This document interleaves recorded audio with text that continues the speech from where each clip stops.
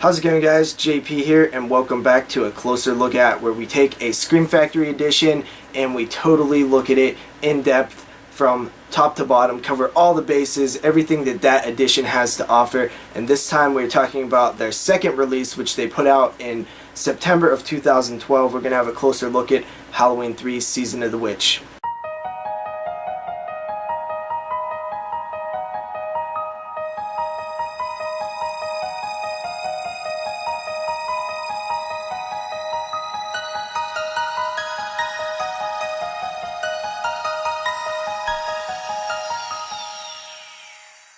First up, we're going to take a look at presentation, which is how it is packaged, the contents of the release, and overall just how it's presented to us. So Halloween 3 Season of the Witch comes with a slipcover like all of Scream Factory's collector's editions, a standard keep case with reversible cover art. On the inside we have one Blu-ray, which is the feature film, no other disc, no DVD combo pack here. So for this release, I give it a 3.5 out of 5 for the reversible cover art and the slipcover. Now we're going to move on to artwork, and right away I gotta say the artwork created for the Halloween 3 Collector's Edition I really like. It seems to incorporate all the classic iconic images and things that I want, and it puts them perfectly laid out in this artwork.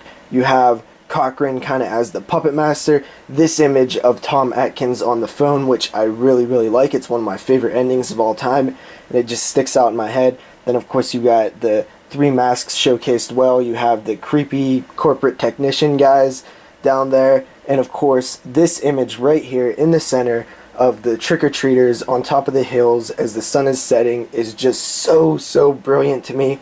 I love that image, and it works well in the center of this artwork. I really like the new artwork. And then we move on to the old artwork, which I also really like. This is the original theatrical artwork. You have the letters, the font coming down and kind of blended into that face there, which I really like. And of course this image, which always stands out to me as just an amazing piece of art. And then on the inside, disc art, we kind of have a close-up image of the face that's on the original theatrical art, and I gotta say it fits the disc well. It works pretty well. It's nothing new, but it definitely seems to work. So overall, my opinions of these two pieces of art, I think they're both fantastic, and I give Halloween 3 a 5 out of 5 for artwork. I love the art for this release. Now we're going to move into my favorite segment in the video, and that is special features. And this disc doesn't come packed with tons and tons of special features in terms of quantity at least, but quality is definitely there. These are some quality features. We have two commentaries, the first of which features Rob G., Sean Clark from Horror's Hallowed Grounds of course, and writer-director Tommy Lee Wallace. And I gotta say, I really enjoyed this commentary. Tommy Lee Wallace is one of those guys who is, you know, just one of those guys. He's a regular guy. He doesn't sound like your typical Hollywood director slash writer. He has a very almost like Tommy Chongness to his voice. He sounds very down to earth, and he's fun to listen to. It feels like you're listening to a commentary with a buddy. And Sean Clark keeps things moving along with Rob G., who's kind of throwing in the questions in the, you know, interview slash commentary. Sean Clark definitely keeps it funny with little, you know, tidbits here and there. They talk about locations and the ideas and concepts behind these locations. They talk about how Tommy Lee Wallace was just crushed at the flop of Halloween 3, and you know how it's really just this creepy, spooky little movie that kind of got plagued by the title of it. And it's just a solid commentary. I really enjoyed it from beginning to end. The second commentary features none other than Tom Atkins, and I love Tommy Atkins. He's such an awesome dude. This guy is the man.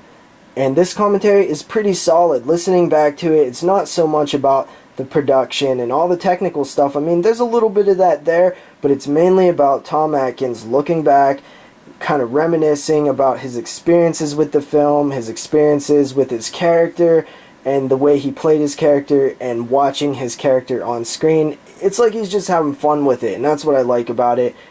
you're getting Tom Atkins, and that is enough for the commentary. It's very entertaining. This guy is just fun to listen to.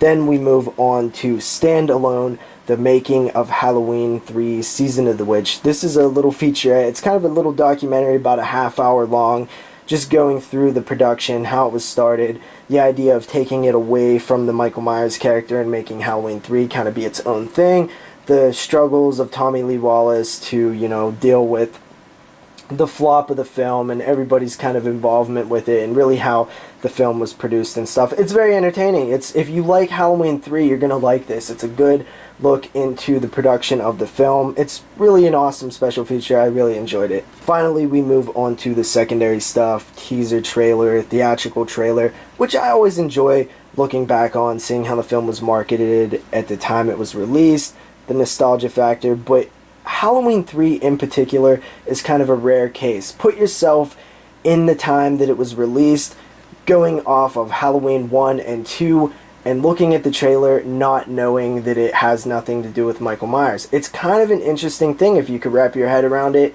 and see, like, what is this film? Look at this trailer. What is with these masks? It's all weird. Where's Michael Myers? It's fun to do that with this trailer.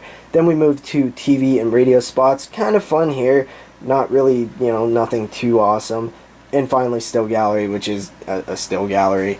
And for special features, I'm going to rate Halloween 3 a 4.5 out of 5. Man, this Horror's Hallowed Grounds really takes it up a notch. And it's only lacking a little bit, but man, this is a solid release in terms of special features. Now we're going to go into the film review. Halloween 3 Season of the Witch from the year 1982 with a tagline of "The Night No One Comes Home." So this film is much different than Halloween 1 and 2. It does not follow the Michael Myers character. He does make a brief cameo on the TV, but we follow a guy by the name of Dr. Chalice. He's played by Tom Atkins. One night he's working late when a guy is brought into the hospital, a odd man who is babbling about something and clutching onto a popular Halloween mask. Later, that man is murdered, and Dr. Chalice is a witness to this bizarre murder-suicide. He then meets the daughter of the man who was murdered. They kind of set out to uncover a mystery involving a mask maker who is in this small town called Santa Mira, who sells masks all over the country. It's very successful.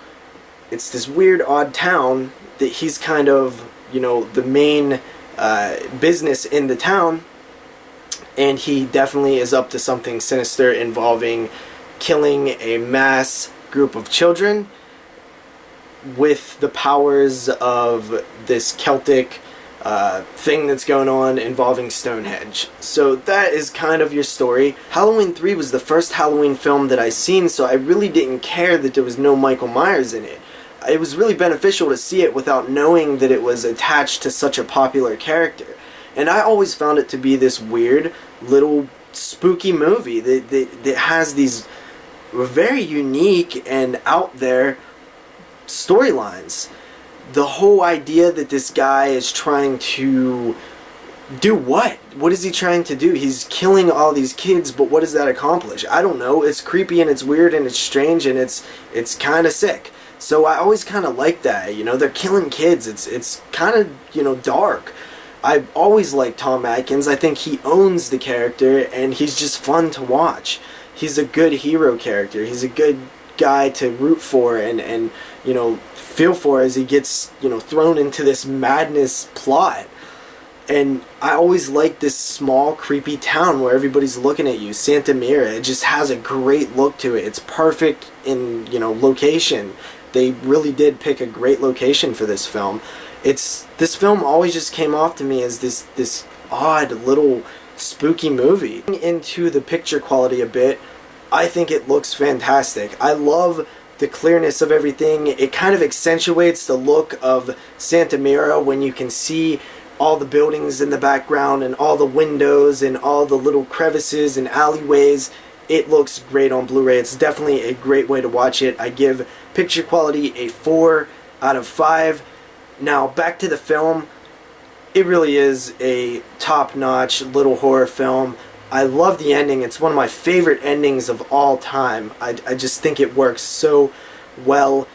yeah, there are some problems with the whole idea of it, and the plot gets a little wonky here and there with the technology, and just, it's a bit silly. But it's still pretty dark, and it's still pretty fun, and it's of its time. I give the film a 7.5 out of 10. And overall, for Halloween 3 Season of the Witch, I gotta say, I highly recommend this edition, Scream Factory's edition of Halloween 3.